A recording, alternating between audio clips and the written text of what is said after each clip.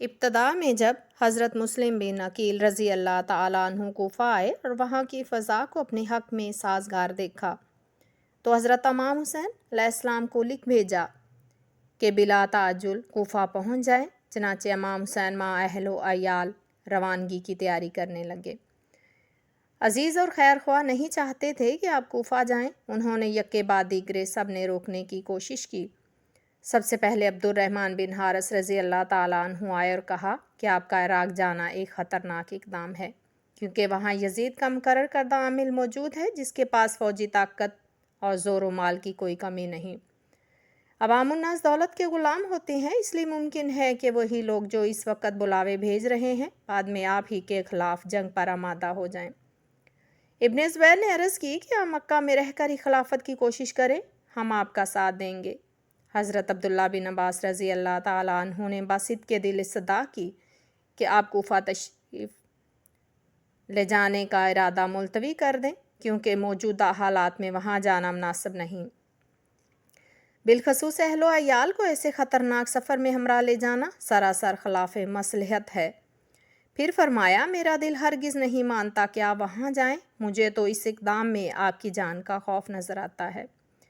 اہل کوفہ کی بے وفائی اور غداری مسلم ہے، فریب کاری ان کی فطرت بن چکی ہے، اس لیے ان کی باتوں میں نہ آئیں، اور اگر آپ کو خواہی ناخواہی جانا ہی ہے تو انہیں لکھیے کہ پہلے کوفہ سے یزید کے تعینات کردہ عمل کو نکال دیں اور وہاں کی فوج کو اپنے قابو میں کر لیں۔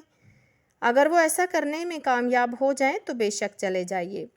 ویسے میری رائے میں بہتر یہی ہے کہ آپ مکہ میں ہی رہیں، کیونکہ یہاں آپ کی جان و مال بالکل محفوظ ہے، اور اگر آپ نے جانے کا ارادہ کر ہی لیا ہے تو بجائے عراق کے یمن چلے جائیں، وہ ایک محفوظ مقام ہے اور وہاں حامیان اہل بیت کی کافی تعداد موجود ہے، اس لیے وہاں آپ کو اپنے مقاصد میں نسبتاً زیادہ کامیابی حاصل ہوگی۔ لیکن حضرت امام حسین علیہ السلام بخوبی سمجھ رہے تھے کہ یزید کی سلطنت کے کسی بھی حصے میں رہتے ہوئے اس بیعت کے بغیر چارہ نہیں۔ وہ جانتے تھے کہ بنی امیہ نے اپنی فوجی طاقت کے زور سے ایک دنیاوی بادشاہت قائم کر لی ہے، جس کے استحکام کے لیے وہ ہر ممکن وسیلہ اختیار کرنا جائز رکھیں گے۔ ایسے حالات میں مکہ کی رہائش یا حرم کی بنا کوئی فائدہ نہیں دے سکتی تھی۔ آگے چل کر معلوم ہوگا کہ حضرت عبداللہ ابن زبیر رضی اللہ تعالیٰ عنہ کے حرم میں مقیم ہونے کی وجہ سے مکہ معظمہ پر اموی فوجوں نے دوبارہ حملہ کیا، جس سے خانہ کعبہ کی عمارت کو بھی نقصان پہنچا۔ حضرت امام حسین علیہ السلام کا وجود تو اموی حکمرانوں کے لیے ابن زبیر رضی اللہ تعالیٰ عنہ سے کہیں زیادہ خطرناک تھا، اس لیے ان سے بیعت لیے بغیر وہ انہیں سلطنت کے کسی گوشے میں بھی چین سے نہ رہنے دیتے۔ امام حسین رضی اللہ تعالیٰ عنہ پر یہ حقیقت بخوبی واضح تھی، اس لیے انہوں نے حق کو اشکار کرنے کا یہی موقع بہترین سمجھا۔ چنانچہ اپنا دل سے فیصلہ کر کے روانہ ہو پڑے۔ کچھ دور گئے تھے کہ آپ کے چچا زاد بھائی جعفر رضی اللہ تعالیٰ عنہ کا قاصد ان کا اور حاکم مدینہ کا خط لے کر آیا، جس میں درج تھا کہ آپ مدینہ تشریف لے آئیں، وہاں آپ کی جان و مال کی حفاظت کا بندوبست کیا جائے گا، لیکن مکہ معظمہ کی طرح مدینہ الرسول صلی اللہ علیہ وآلہ وسلم بھی کسی ایسی شخص کے لیے موزوں جائے پناہ نہ بن سکتا تھا جو اموی فرما روائے وقت کی بیعت سے منکر ہو۔ اس کا مشاہدہ خود یزید کے عہد میں ہو گیا، جب اس کی فوجوں نے ابن زبیر رضی اللہ تعالیٰ عنہ پر پہلا حملہ کر کے مدینہ منورہ کو تہبالہ کر ڈالا۔ چنانچہ حضرت امام حسین علیہ السلام نے کسی بھی ایسی پناہ کی پیشکش پر بھروسہ نہ کیا اور آگے بڑھتے گئے۔ سالبہ کے مقام پر محمد بن اشعث کا بھیجا ہوا قافلہ ملا، جس نے مسلم بن عقیل کے قتل کی خبر دی اور ان کا آخری پیغام سنایا۔ اس وقت ہمراہیوں کی اکثریت نے یہ صلاح دی کہ نامساعد حالات میں آگے بڑھنا بے سود ہے، بہتر ہے کہ لوٹ چلیں، ورنہ ہمارا بھی وہی حشر ہوگا جو مسلم کا ہوا ہے۔ اس پر مسلم کے عزیز و اقارب نے بگڑ کر کہا کہ ہم ہرگز واپس نہیں جائیں گے، بلکہ کوفہ جا کر یا تو اپنے مقتول بھائی کا بدلہ لیں گے یا اسی کی طرح جانیں قربان کر دیں گے۔ چنانچہ سفر جاری رہا، مگر دیگر قبائل کے لوگ ساتھ چھوڑ گئے اور صرف اپنے خاندان کے افراد رہ گئے۔ ابن زیاد کو آپ کی روانگی کی اطلاع مل چکی تھی، اس نے آپ کو روکنے کے تمام انتظامات مکمل کر لیے تھے۔ چنانچہ چشمہ باشراف سے آگے بڑھے تو کوفہ کا ایک سردار حر بن یزید تمیمی 1000 سوار کے ساتھ آگے آیا اور کہا کہ ہمیں یہ حکم ملا ہے کہ آپ کو کوفہ میں ابن زیاد کے سامنے لے جائیں۔ حضرت امام حسین نے جواب دیا کہ آپ لوگوں نے خود ہی مجھے اپنے ہاں بلایا تھا، اگر تم اپنے عہد پر قائم نہیں ہو تو میں واپس چلا جاتا ہوں۔ لیکن حر مزاحم ہوا اور راستہ روک لیا۔ اسی اثناء میں ایک دوسرا لشکر عمر بن سعد کی سرکردگی میں آ پہنچا۔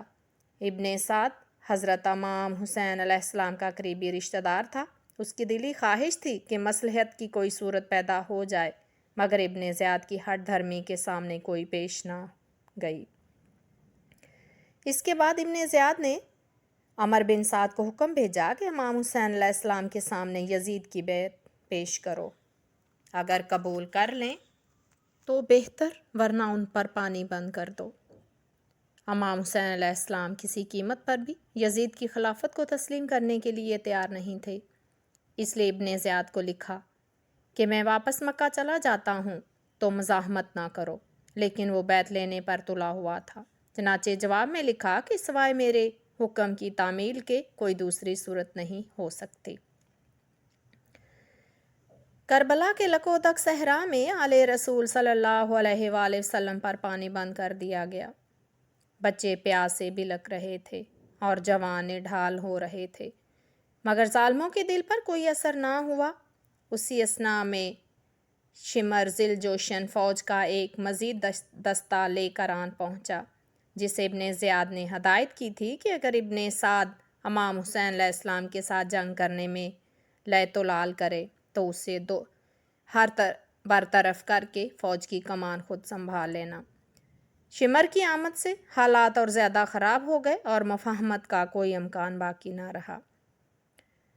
امام حسین علیہ السلام نے جب دیکھا کہ جنگ ناگزیر ہو گئی ہے تو اپنے 72 جان نثاروں کے ساتھ مقابلہ کو نکلے۔